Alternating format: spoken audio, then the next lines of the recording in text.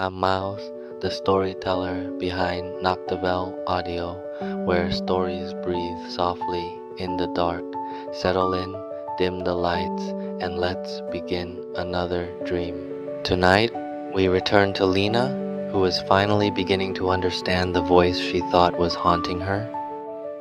If you have been following this story, thank you for staying with Noctavel Audio.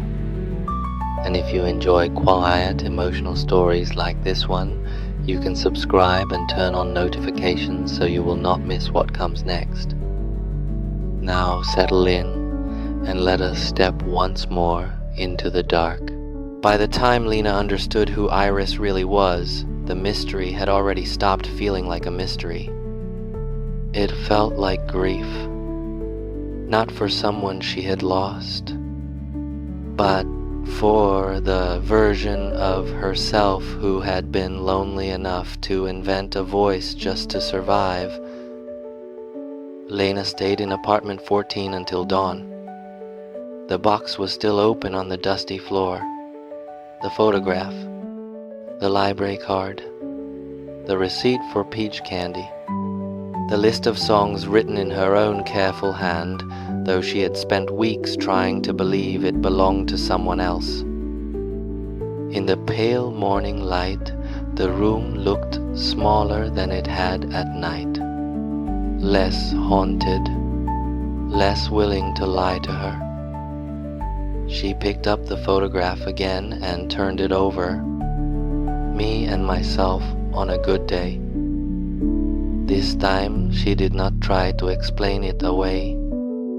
She sat with the words until they stopped sounding cryptic and started sounding honest. And then, very quietly, she cried. Not dramatically, not all at once, just the exhausted kind of crying that comes when something inside you has been holding itself together for too long and finally understands that it does not have to anymore. She cried for Iris. She cried because Iris had never been a stranger. She cried because Iris had been kind to her in all the ways she had not known how to be kind to herself. And beneath all of that, deeper and harder to name, she cried for the long private ache of being so lonely that her own mind had built a second voice just to keep her company in the dark. When the crying passed, the room was silent. Not empty, just still. The answering machine by the window said nothing. Her phone said nothing. For the first time since the messages had begun, silence felt like an answer. 3 days later, Lena called a therapist. She almost hung up twice before anyone answered. When a woman with a calm voice said hello, Lena stood in her kitchen with one hand pressed against the counter and forgot the first sentence she had planned to say. I think, she said finally, I think I've been talking to someone who isn't there. There was a pause on the other end. Not a frightened one, not an impatient one, just a pause wide enough for the truth to step into. Do you want to tell me about her? The woman asked. Lena closed her eyes, and because the voice was gentle, and because she was tired of carrying the whole thing alone, she did. The first appointment was on a Wednesday afternoon. The office was smaller than she expected. A bookshelf, a soft chair, a box of tissues placed without ceremony on the low table between them. The therapist's name was Mina. She did not look shocked when Lena spoke about Iris. She did not interrupt. She did not lean in with the kind of fascinated concern people use when they want your pain to become a story they can repeat later. She simply listened. Sometimes that is the first miracle. Lena told her everything. The messages, the kettle, the pacing, the peach candy, apartment 14, the shoebox, the photograph, the voice memo with her own name at the end of 17 minutes of silence. When she finished, Mina folded her hands in her lap and let the quiet settle for a moment. Then she said, very gently, "It sounds as though Iris may have been a part of you that formed to make loneliness survivable." Lena stared at her. The sentence did not comfort her, not at first. It landed with the soft force of something true. Mina went on. "That does not make your experience meaningless," she said. "It does not make your feelings false. If anything, it tells us how badly you needed tenderness and how ingeniously your mind tried to give it to you." Lena looked down at her hands. She thought of Iris laughing softly in the dark. "Your pacing sounds like a worried pigeon." And to her own surprise, she laughed.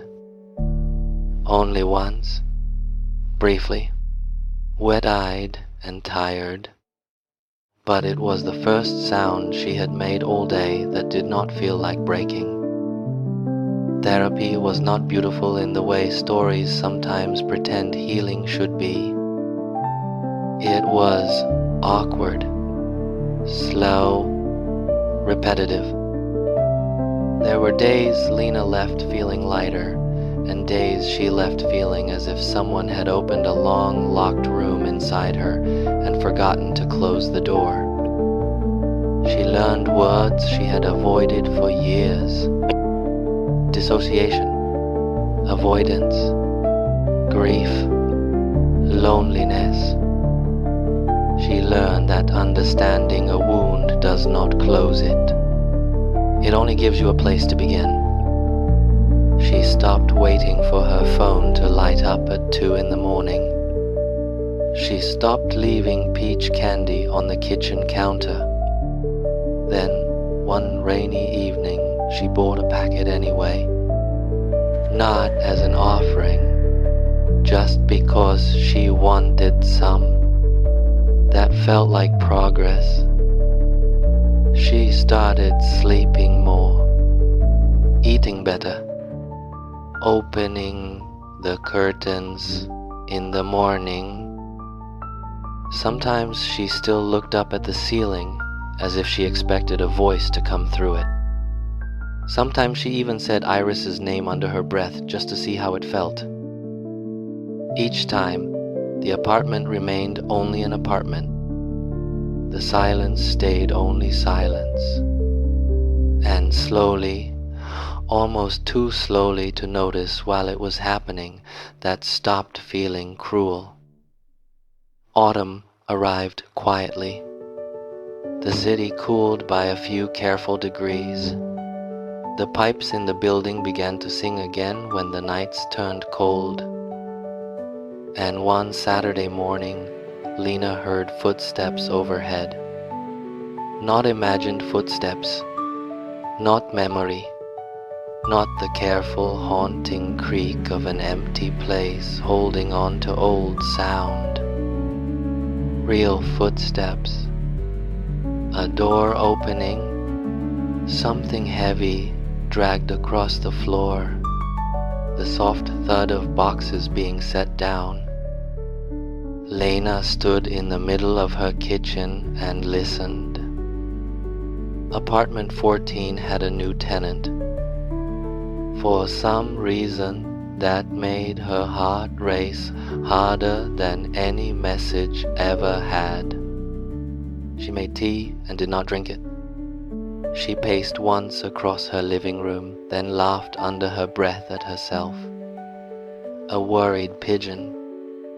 The thought came so quickly and so fondly that she had to sit down. Then, after a long time, she stood. She walked into the hallway, and she climbed the stairs. The third step creaked under her foot. She almost turned back. It would have been easy to.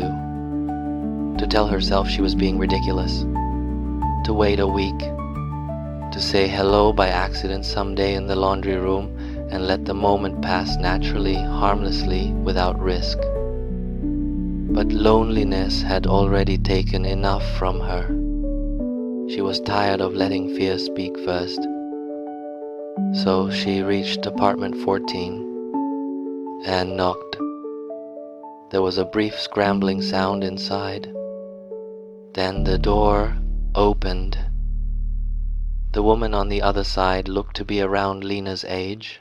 She had a strip of packing tape stuck to one sleeve and a faint smear of dust on her cheek. Her hair was tied back badly, as if she had done it without a mirror. She blinked once, surprised but not unfriendly. For one strange second, Lena could not remember a single prepared word. Then she looked past the woman into the apartment, half-filled boxes, an open window, pale curtains breathing gently in the afternoon air, and something inside her settled. "Hi," Lena said. Her voice shook only a little. "I live downstairs." The woman smiled. It was a small smile, real and immediate and entirely her own. "I'm June," she said. "I just moved in this morning." Lena nodded. "I'm Lena." A pause followed. Not awkward, just new. Then June lifted the roll of tape in one hand and said, "Do you, by any chance, know where this building keeps its extra light bulbs? Or is flickering overhead lighting just part of the charm?" Lena laughed.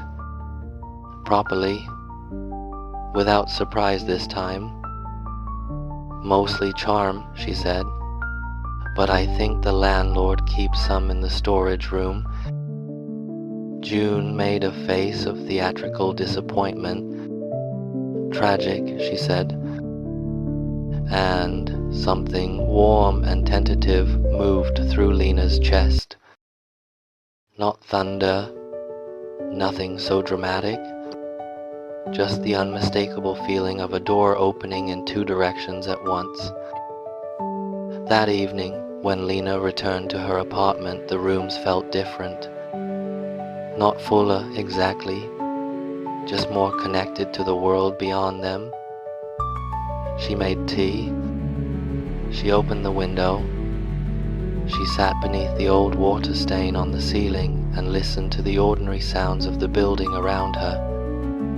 Footsteps overhead, a cupboard closing, someone laughing faintly through the wall, plumbing knocking once in the distance, the living sounds of people being alive near one another. On the counter, beside her cup, sat a packet of peach candy. She looked at it for a while. Then she opened it, and when there was a knock at her door a few minutes later, she already knew who it would be. June stood in the hallway with an apologetic expression and an unlit lamp in her hands.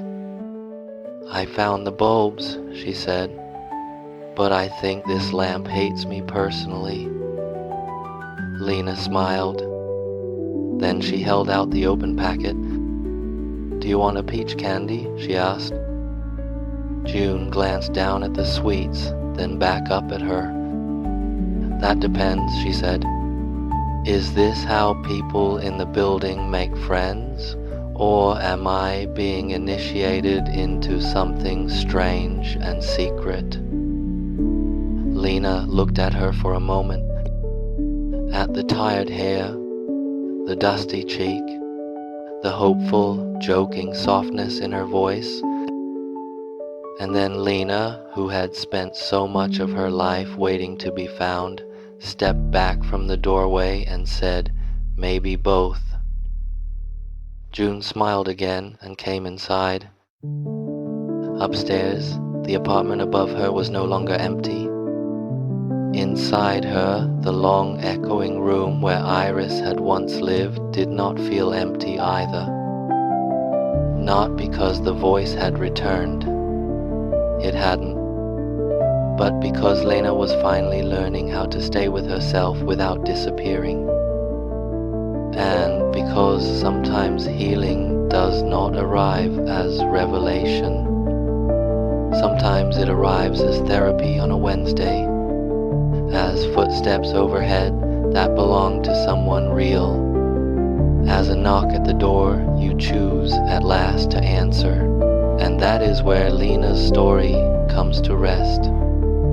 Thank you for staying with Noctivel Audio until the very end. If you enjoy quiet, emotional stories like this one, you can subscribe and turn on notifications so you will not miss the next one. I will see you again in the next story.